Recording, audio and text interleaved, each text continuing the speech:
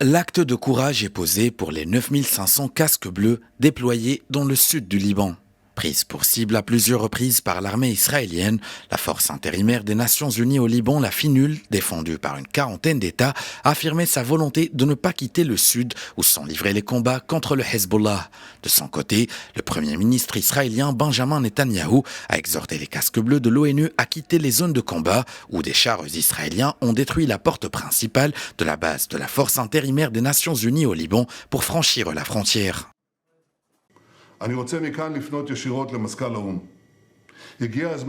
Je voudrais lancer un appel direct au secrétaire général de l'ONU. Il est temps pour vous de retirer la FINUL des bastions du Hezbollah et des zones de combat. L'armée israélienne l'a demandé à plusieurs reprises et s'est heurtée à des refus répétés.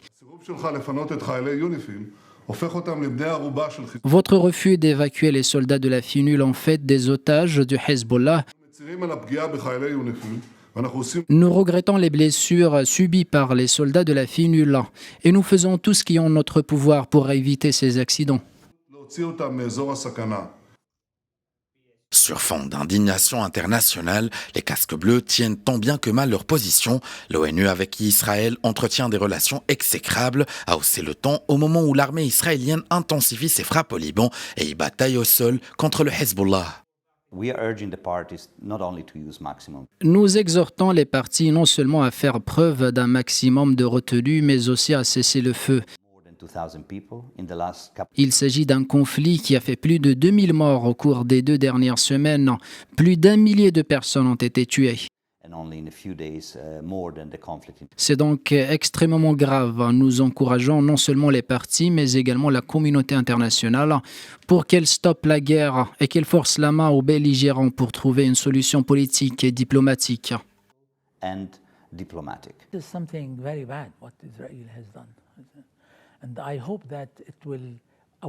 C'est quelque chose de très grave et j'espère que cela attirera l'attention du monde sur ce que fait Israël.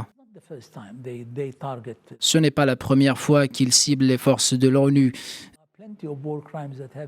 De nombreux crimes de guerre ont été déjà commis par Israël. Dans plusieurs endroits, ils ont tué de nombreux civils.